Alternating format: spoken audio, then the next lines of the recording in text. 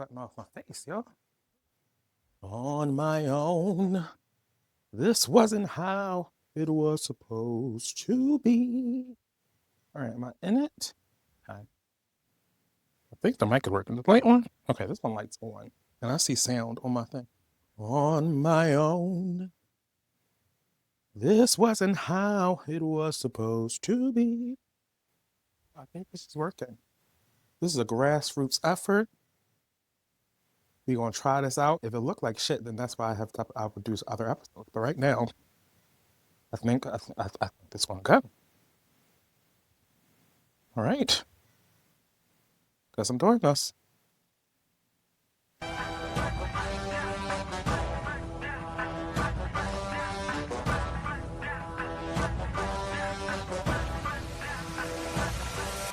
Welcome to the Life of Leek podcast, where I'm the main character, the narrator, and occasionally the villain.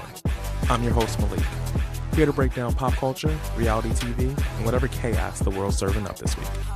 So grab your drink, adjust your crown, and let's get into it. Hey everybody, and welcome to the Life of Leek podcast. This is episode 1. As I said earlier, this is a trial run. I'm executive producer, writer, personality star. I'm the talent. I don't know what's happening. I'm floating this thing. Well, I was financially floating the last one too. But you know what? That's a story for another day. So, welcome to our initial episode. So, I didn't start this podcast because the world needed another microphone. Started it because I've always had a lot to say, and I really don't know if I ever had a real place or outlet to actually say what I wanted to say. I've always been the one that talks, the one with opinions, and the one with commentary. The reactions, the jokes, the comments that may have gone a little bit too far and not be really politically correct or PG.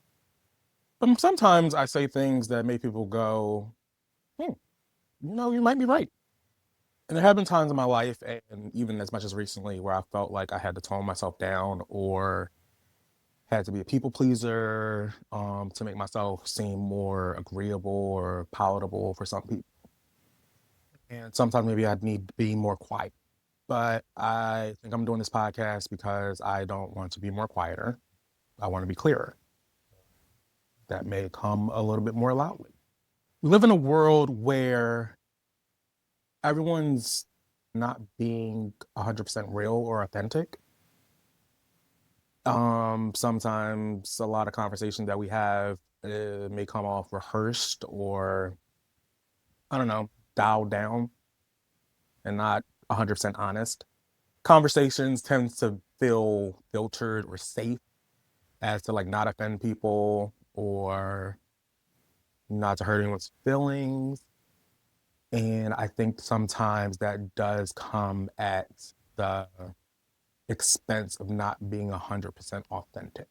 This podcast mostly, I'll be dissecting pop culture, why we like it, why certain things have popped out to us. Hot topics, reality TV, more of that area. Conversation that you have in the group chat, mostly. Yeah, that's what I'm going for. Yeah, I think so. Yeah. I want to talk about the things that we may think or comment on during commercial breaks between our housewife shows, or that let's talk about them. But like also, I would like to grow it as community where you send in suggestions, you tell me even if it's something you hear that I'm wrong or something necessarily wrong, something that like you don't agree with. I want to hear your hot takes. I like communication, and so as far as like building this community, I would like comments, I would like questions, I would like interaction with this little thing that I'm doing, and it's something that I enjoy. I love a good conversation, love a good debate, as long as you're making sense and it's not just me being right and making you see how you're stupid and why you're wrong. Pop culture, relationships, reality TV, like everyday life, they all connect. They're not just entertainment. Like it's kind of like looking at a mirror. I want to take like a sociological. That's the word. Sociological look at why it affected us. Why are we so intrigued? Why did that catch us by surprise? Why are we reading every article, looking at every tweet, looking at celebrity stories? Why is it gripping us so much? And sometimes I feel like a lot of the times stories or like gossip and things you see like that, you get it because you can relate to it in some way. Yeah, these people may be in a different social financial class, a different place in life, but at some point at the root of it, it's like all human and social interaction.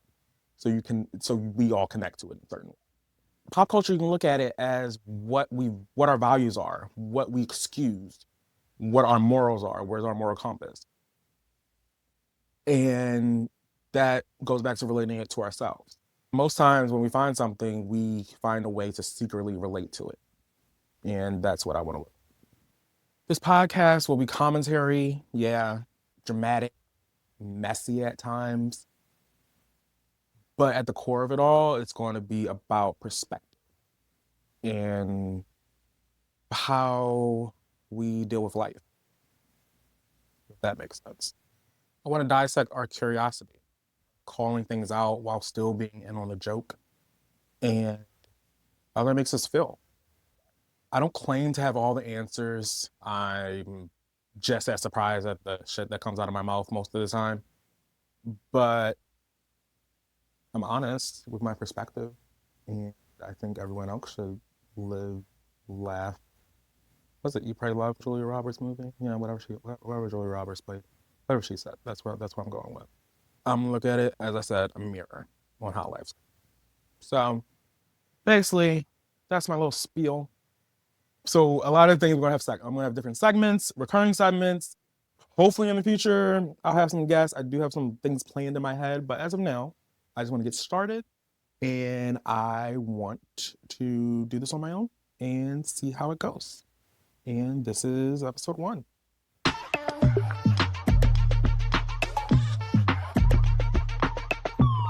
So every week I'll touch on some reality TV shows that I'll see. Since it's the first episode, I'm not really going to get into certain episodes, but we can talk about and dissect a couple shows that are in, particularly the Real Housewives of Potomac just ended its 10th season.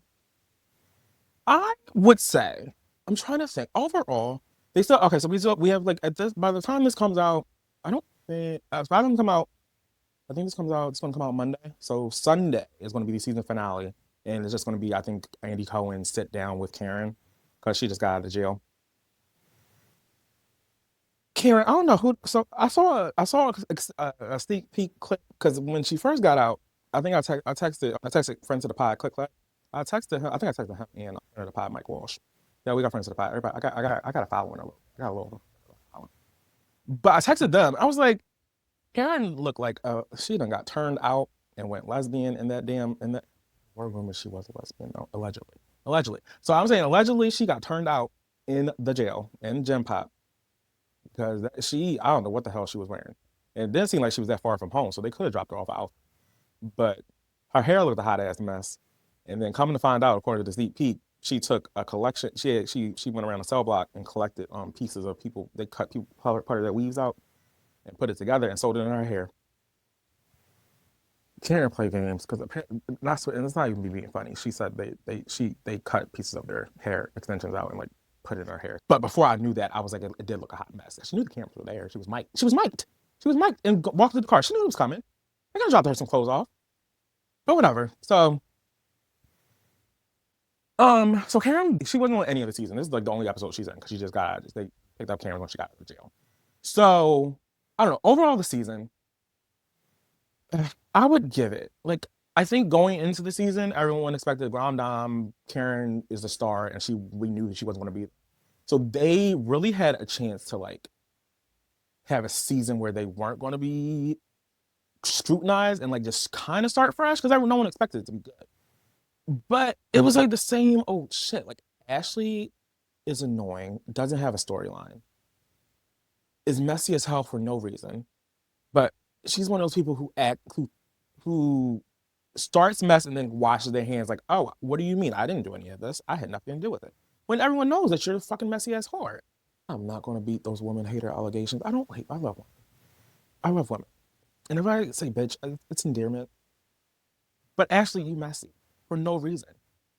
Um, We'll start with Ashley. First of all, she went through half the season going back and forth with this poor man, because we know for damn well Ashley wasn't going to date no poor man, and she tried to make it seem like, well, he's young and he wants to have kids, and I've had my kids. No, it wasn't none of that.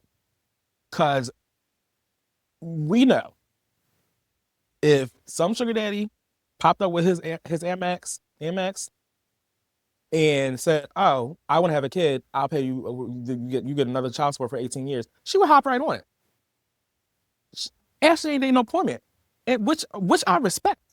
I don't got a problem. If you don't date poor, then you don't date poor. But don't sit there and lie to me on camera about it. Ashley is messy.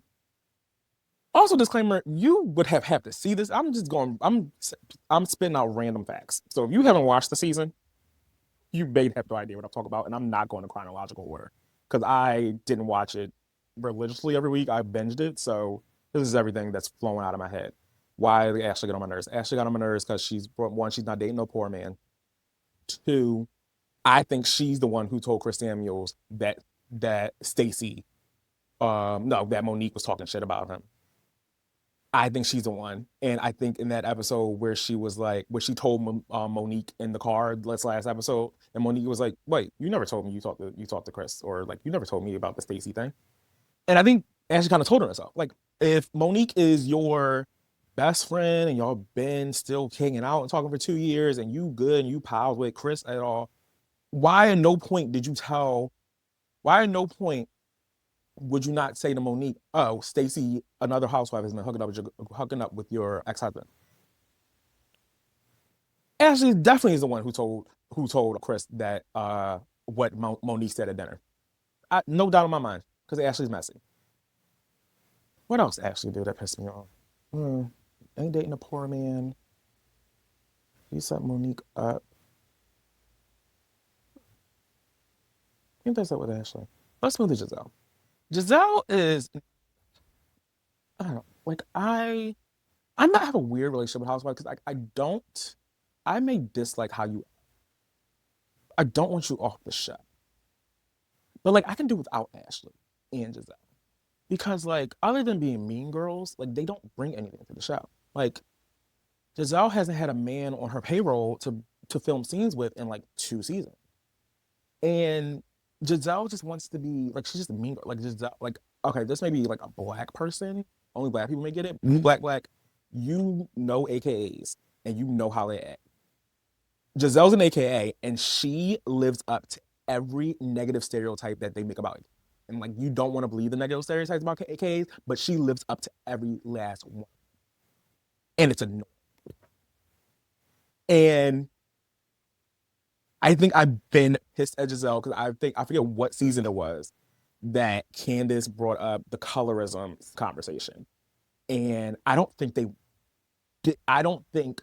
dig in deep enough about that.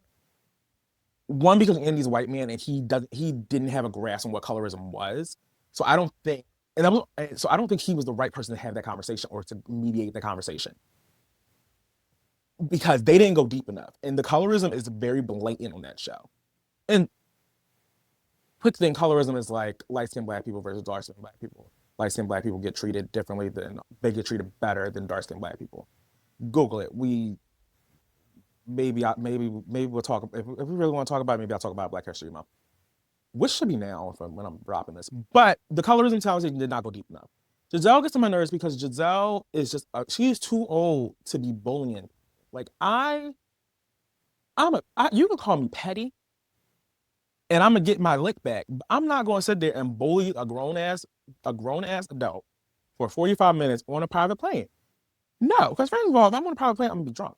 Second of all, I ain't got time for that. I need to do what I need to do, and then I'm done with it. Like I'm not. She was bullying that poor. I don't want to say poor Angel. Like I'm not Angel. Angel. She had some faults on that damn trip. Like she let a lot of the shit fucking fall, and like a lot of shit fall through the cracks. And it was ridiculous. That was a horrible trip. I wouldn't have been there. I would have went home. I would have been home the first day. I ain't got no running water. I ain't got no running water, and I remember. Did that heat go out? I'm trying to think. Did heat go? Because I was cold. No, what? No, I'd rather be cold. It depends on the temperature, but the shower thing, that's where I would have had a problem. Like I can't be you got me in a house with like five fucking adults and none of the water's working. Like, are you fucking kidding me? And why the hell? I'm gonna get back to Giselle, but I'm going on a tangent. Why the hell was nothing near each other? Like you could have planned better bar tours on that. Where you use the Google Maps and you put in your locations and you could make like a little map. And why the hell was everything an hour or two away? 3 hours away. Your house was fucking 5 hours away from their damn Airbnb. You could have got them fucking tents on your fucking this property. You could have got tent. You could have got a tiny home. I'm feeling too much time on Potomac because I'm getting mad. But back to Giselle. Giselle is just she too old to be acting. She too old to be freaking bullying. Like Monique's last season on a reunion with like Monique wasn't wrong about Giselle years ago. Like Giselle's miserable. She's hating. She's hateful. She thrives off of conflict. And like at this point, I feel like Karen was the lead. I would say Karen was the leader of the group because even though like Karen would try to bring everyone together, she wouldn't carry nobody down until you pissed her off or like she got a bad vibe off you. Like Giselle just starts hate. Like she just starts wanting to haze everyone that's new and haze anyone that's there. I'm like, who the hell is hazing and fucking you and her fucking 50? Karen was like, I can get a headache from talking about Giselle's clothes. I get a headache talking about Giselle and her damn whack ass attitude. Oof. Now on Wendy, like there was a part where Wendy it's like the most classic reality TV irony. So I guess like so Wendy, what's she got arrested on those fraud charges back in like what October 2025. But then when they filmed the scene in July of 2025, and she was calling somebody broke, and then what 3 months later, you get arrested for fraud, federal charges, and I think Wendy going to jail. Wendy going to jail, y'all. Wendy going to jail. Wendy is going to jail. I don't think she getting. I don't think she getting rid of these allegations. I don't think she can get it. I don't think she can get off. Like she's going. Oh, oh. At least she looked good in her last reunion. Because one thing Wendy gonna do, Wendy's always gonna be best dressed at the fucking Potomac reunions.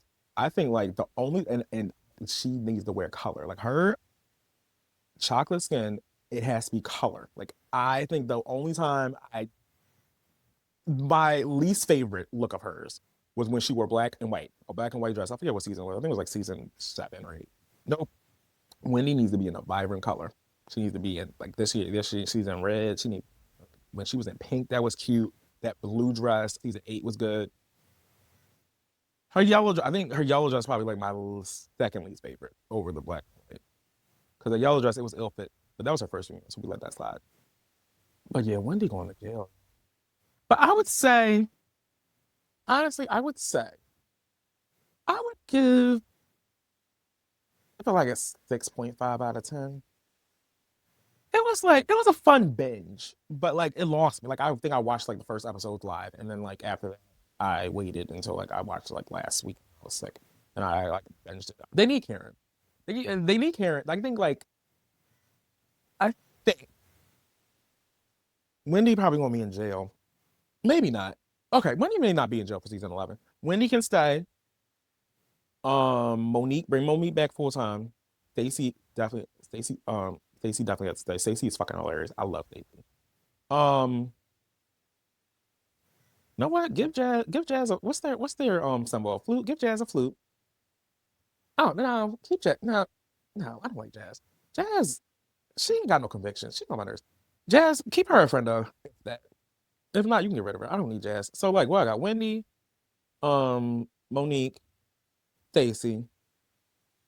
Honestly, you can make Giselle a friend. But you know what? I want to see Giselle and Karen cut up because I feel like Karen gonna call her out.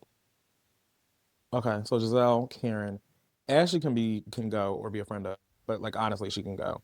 Who else am I missing? Am I missing somebody? I got everybody. Let me go. Oh, Angel. I don't know if Angel's living back in the DMV, then maybe, but if she out there living in Colorado, she can't be filming. Like I don't know. I don't know. I'm like one of my rules of Housewives is that everyone deserves a second season. Like I feel like the first season you don't know what you're stepping. So I give you a little grace. But every housewife deserves a second season. Unless you did some racist shit that comes out like that girl from Salt Lake City that one time. I'm sorry, her name Jeannie. Unless you did something like that, you gotta go. But otherwise, you can get 2 seasons because like we want to see you. We want to see you with your foot in and see what you want. But Angel can stay.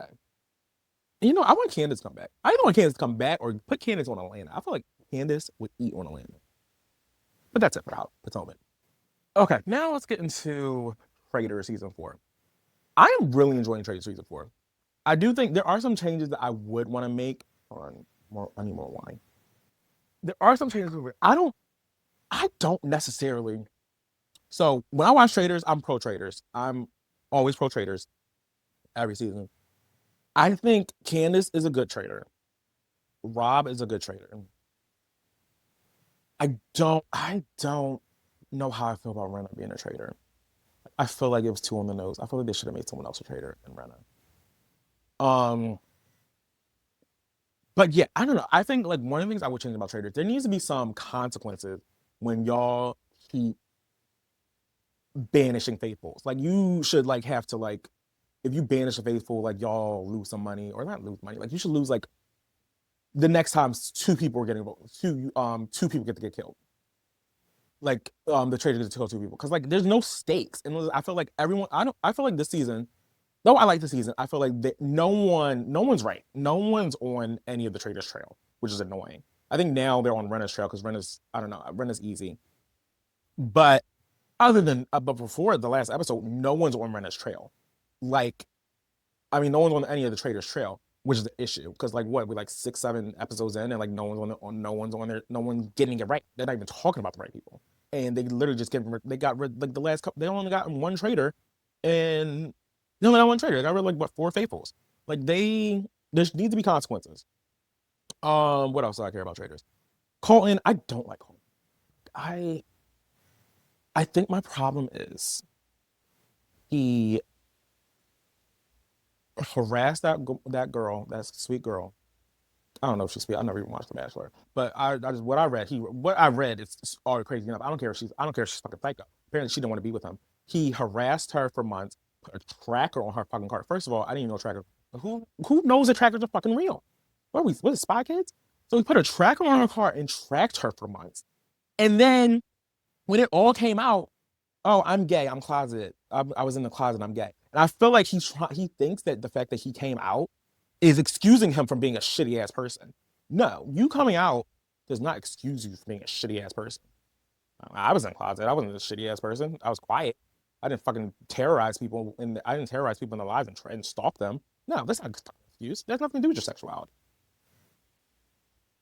And I think like we're gonna get to Michael Rappaport, but I don't. What Michael said at his last round table about like I forget how he said it. Like I know who the real you or something, or like you're good at hiding or something like that, or something like not good at hiding. Like you're good at. Um, he said you're good at something, and everyone got up in arms. Was like, oh, he's talking about him being in the closet and blah blah blah. I don't think he was talking about him being in the closet. I think he was talking about Colton being a shitty ass person and stalking this woman and putting trackers on cars. Like who does that? I think that's what he was talking about. Like you're a shady ass human being. You're a shady ass individual who's trying, and now you're trying to hide behind, oh, I was in the closet then. No, you coming out as gay does not absolve you for being a shitty ass human. And I don't like Colton, even though and I don't know, I don't know, he's not. I think, and also he annoys me because I think he thinks he's that girl, but he's not. Fucking mediocre, less than mediocre ass guy. What else? So then on Michael, getting back to Michael Rappaport, I think it's very. I hate that man to my core, and I do not understand why Andy Cohen keeps trying to shove him down our throats. And I hated him before he came out as MAGA. And I find it very funny that he was banished. They banished him because he was annoying. They just wanted him out of their face. And I find that fucking hilarious. Yeah, but he's also MAGA and a piece of shit. So yeah.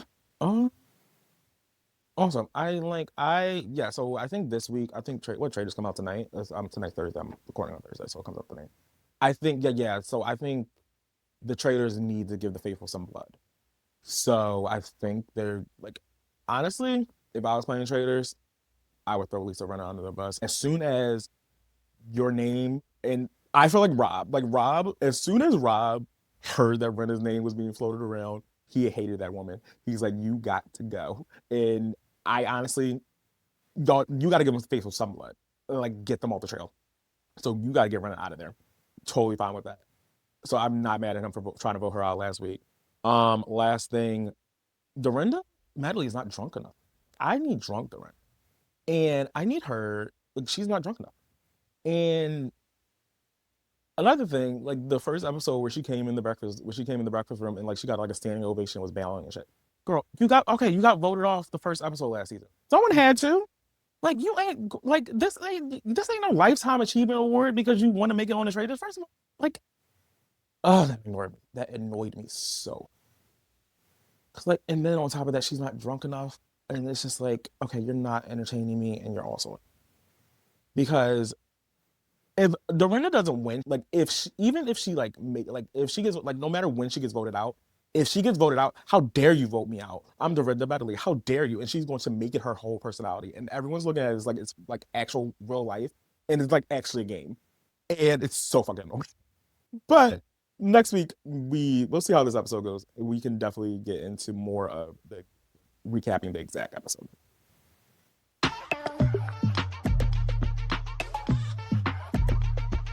So one of our recurring segments will be, it's fun, guys. Do not take it seriously. It's called White People Why, where I get to ask questions I don't understand. It's either going to be rants about something very white that I done learned, or it's going to be seriously asking questions. And y'all need to give me some give and take and explain this to me. I don't know everything. I have a lot of white friends, but I don't understand everything they do. So, yes, I know the holidays have ended. They were about a month ago. But I've been holding this in since November. Thanksgiving, Christmas, one of those holidays. And this question is the reason that I created this segment. So I can educate myself and I can educate the masses. Because I will put this disclaimer. Not all my white friends agree with stuff. It's very split. You know, white people, why y'all got mac and cheese at y'all family dinners on Christmas and Thanksgiving? I don't understand. White people, why? Why don't y'all have mac and cheese at Thanksgiving? Why don't you have mac and cheese on Thanksgiving? Who did ask this question and told me this? Somebody, one of the whites, I think I posted something about mac and cheese. It was like my favorite thing. It's like it's the Beyonce of the table. So they texted back, oh, we don't have mac and cheese at my table. My flabber was gasping. What do you mean you don't have mac and cheese at Thanksgiving dinner? Is that a lie? I still lose sleep over that crap. I don't know what happened. I freaking stared at my phone, and my friend said with all confidence, full chest, oh yeah, it's normal not to have macaroni and cheese at white family dinner. I said, normal? Normal? The fuck? I had to sit down. I had to take a breath. I had to pray. And then I did what any normal citizen would do. I surveyed every white person on my phone and asked them, was this blasphemy true? And the results were devastating, tragic. It was fucking national disaster. Because do they have mac and cheese out in other countries? I don't know. I know it's an American staple. I know that for damn sure. Like, all the girls were out here confirming it. They were like, yeah, my aunt brought it once in 2009. Yeah, sometimes my mom makes the box stuff. Oh, yeah, it's not really that important. Are you fucking kidding me? Let me roll up in your home and you ain't got no mac and cheese on the table. Leek ain't, I'm not staying. I will go. I will go. I will take a pie with me and the wines that I bought. And we will go to it. We will go to a place where they are civilized. We will go to a civilized establishment. We will go to a place of God. Not have mac and cheese on the table is ungodly. I'm sorry, the math wasn't mathing, the cheese wasn't cheesing, and it was given uncultured and uncivilized. Uncultured to the highest degree. Listen, if your turkey's dry, I'll give you that. Many have fallen. If your stuffing tastes like paper, fine. Maybe that's nostalgic for you. I personally don't like the stuff. I don't like the stuffings. But some do. And you know what? Not everyone can be right. But if there's no gooey, gooey, crispy top mac and cheese on that table, no, the devil was a liar. No, that's a red blazing flag of fire. I'd feel unsafe. We'd have it's a hostage situation. Scan the room for fucking exits. An investigation would have to be started. Subpoenas will be sent. We because what we going what you know what I ain't leaving. What we going to do is get to the bottom of this damn dairy deficiency. I want to talk to everybody in the kitchen. I want to pray on the hands that touch that is making everything else, and they done forgot the macaroni and cheese. It is this. It don't make no goddamn sense that this is people's lives that they're living. Who lives? How do you live like this? Because mac and cheese is not optional. As I said, it's the Beyonce of the table. It is the sun that all the other sides rotate around and orbit. It's the dish that says, shut up, sit down, get comfortable because we about to eat. And look, white people, if you don't know how to make it and you don't got a recipe, it's your black friends. They will help you. And if you don't got no black friends you can call, then we got bigger issues that we're going to discuss in episode 10. We will send you a recipe. We will show up early. We will bring you the pan. We will help you to get your life right and get you back into God's grace on the path that you need to be on. Because nobody, and I mean nobody, should be walking into a holiday without 2 cheeses, some elbow macaroni, joining together in solidarity and being placed on that table. So in closing, white people, do better. If I roll up to your house and the only thing cooking is family drama and some green bean casserole that look like it done been through, I'm grabbing my coat and leave. I'm grabbing my coat, my dignity, whatever Tupperware I brought, and maybe some of yours. And because Leek will not be disrespected. I'll be out. And I refuse. I will not be disrespected. That's one thing we ain't going. That's what we're not going to do. I will not be disrespected. I will not be starved, and I refuse to sit in a room full of such scarcity and nonsense. Add mac and cheese, add seasoning, add joy, because until then, your Thanksgiving ain't given. It ain't given. It's given sad. It's just given sad. It's given hungry. Thanks for coming to my TED Talk.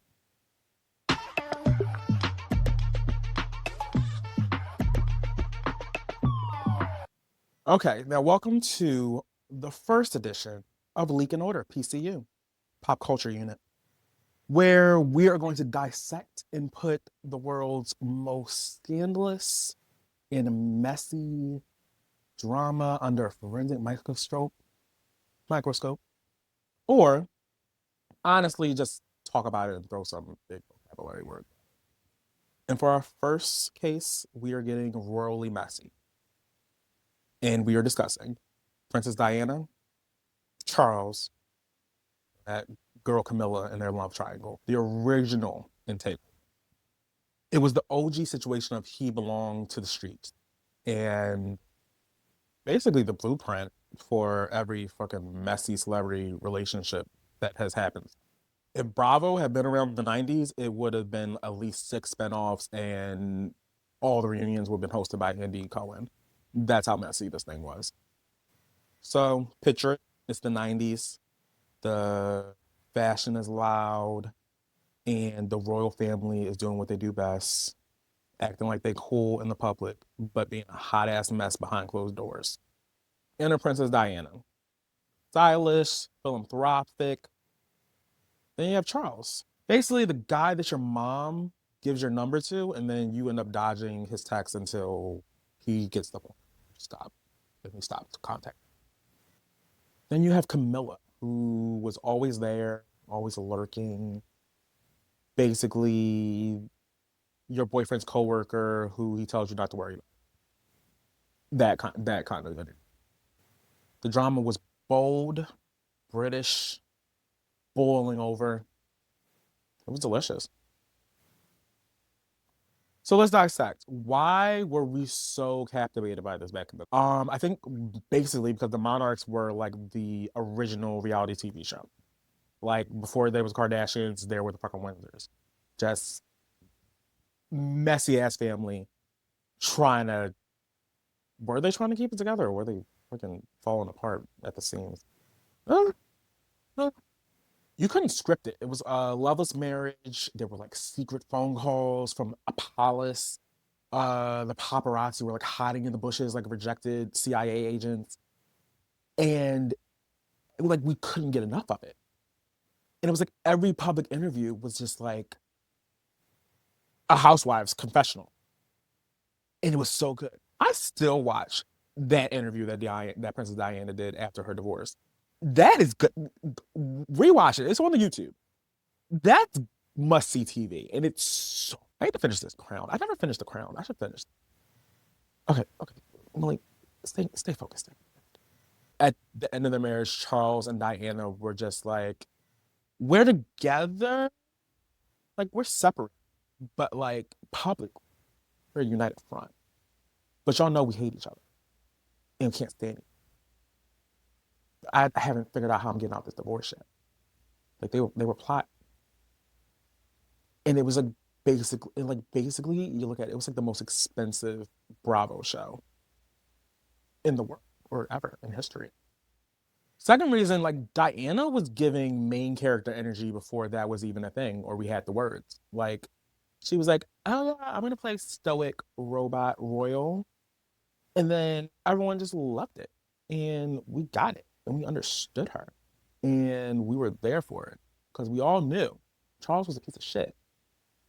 And, you know, he never was shit, wasn't shit then, ain't shit now, old ass. Diana gave us vulnerable princess. She gave us relatable mom, fashion icon, humanitarian. And then like we all knew Charles and the damn queen weren't shit. So we were like, also like, girl, blink twice if you need help, because we get you out of it. We can do an attraction and we'll get you out of there and save your life. It was refreshing because like in a world of like those stiff lip like Windsors and like people who had no personality, Diana was like, yeah, I have personality. I'm kind. And like, you know what? I have emotion and I can smile. And we all ate. Like if it wasn't for Diana, like there like she was the blueprint to every influencer who's like, get ready for me in the mirror while I trauma dump and tell you about my trauma and what led me to pay $50 for this Fenty foundation and how this is helping me through my life of the trauma. Reason three, that we loved it so much was because Camilla came the villain to the fairy tale. We needed a villain to the fairy tale. Like, was Camilla the blame for everything that happened? No. We knew was Camilla wasn't the blame. Charles was a piece of shit. It was all his fault. Like, did the public treat Camilla? Did the public like basically emotionally traumatize Camilla? Like, they would have keyed that bitch's car? Yes. But as I said, it wasn't all her fault. But the fairy tale and the princess needed a villain, and that's the way the cookie crumbled, and Camilla fit that role. We weren't mad at Camilla, the actual human. We were just mad that she messed up the princess fairy tale that we were being shown and that we invested ourselves in. Society was like, how dare you mess up the fairy tale that we made up in our heads and held dear? And it was less of homewrecker and more wrong character for the plot. Reason four, the media was eating this up. They were eating Thanksgiving dinner. But in some of y'all homes, the Thanksgiving dinner didn't include macaroni and cheese. But I digress. Diana would sneeze, front page. Charles would say something stupid, and it would become like a 12-page spread. And then Camilla would like walk by her freaking window and it became breaking news on all over the freaking world. Paparazzi were hiding in trees, renting boats, diving in front of them to get pictures of any three of them. And they were like parkour, like they're fucking rent dependent on it. It was the TMZ energy before TMZ. This is where it all started. The British like invented like the celebrity content farm. And unfortunately, Diana was the main crop and sold papers and sold content. Rather, and she didn't even mean to. Reason five, like we use the drama to avoid our lives or we connected to it. Like people were really projecting on it. They could project the story. They could find someone in this, find one of the three of them and say, I connect to them. Like, especially Diana. Like, people could relate because if they've been cheated on, they feel like they've been overlooked. They feel like they're in a loveless marriage or relationship. And when everyone found their connection, then Diana became their best friend, and then Camilla became their worst enemy. It became group therapy for the world. But instead of working through it and getting a therapist, everyone was like, well, let me invest in this world mess, and forget my problem and not deal with my own shit. And the sixth and final reason, Diana's death froze her in time and made her forever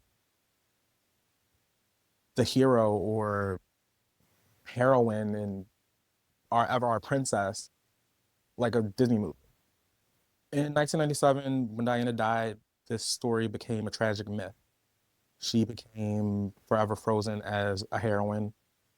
Charles became the awkward, disgusting ex, and then Camilla forever will be the villain and the one who ruined Diana's life. When someone dies tragically, the story doesn't end because it gets frozen or it gets be put in amber and it lives on forever. And that's why even like decades later, you still see Camilla and we still give her the damn side eye. I know I do. So basically, the reason why we're so obsessed with this royal drama is because it was messy. It wasn't just a royal scandal. It was a messy ass love triangle. It was commentary on gender roles. It was a collapsing fairy tale. A masterclass on communication draped in gorgeous, iconic outfits. It was a tragic art of a woman that the world adored.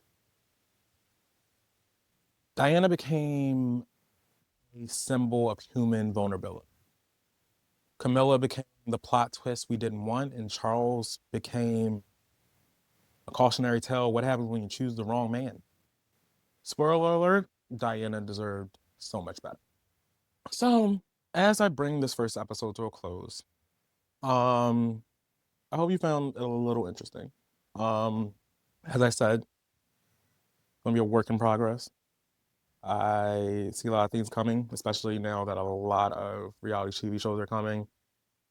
And a lot of documentaries too. Like I really want to dive into one of the topics I want to do on Leek and Order was always going to be American Next Top Model and how like toxic it was. And then now there's going to be a documentary about it. So we're definitely going to talk about that, get into that. Summer House coming back, Summer House will be back for season 10, which is one of my favorite reality TV shows. I want to have some guests, meet some of my friends who are also reality TV buffs. I want to do segment of Ask Leek. So if you have any questions, what could be like personal questions that you want my little spin and sass on, or any hot takes about reality TV shows, please feel free to send to any of my socials. And as a note, I think we are going to close out episode 1. Very nervous to see how this goes. And we're going to edit this and see how it is. And I'm going to post whatever I got. So wish me luck. Love you guys for watching. And thanks for joining this journey with me. If you enjoyed this chaos, do me a favor. Subscribe and leave a 5-star rating and review. It helps me out, feeds my ego, keeps the mic on. And don't forget to join the mess online by following Life of Leek Pod and never missing a rant. I'll talk to you guys next time. Same mic, same delusion. Bye.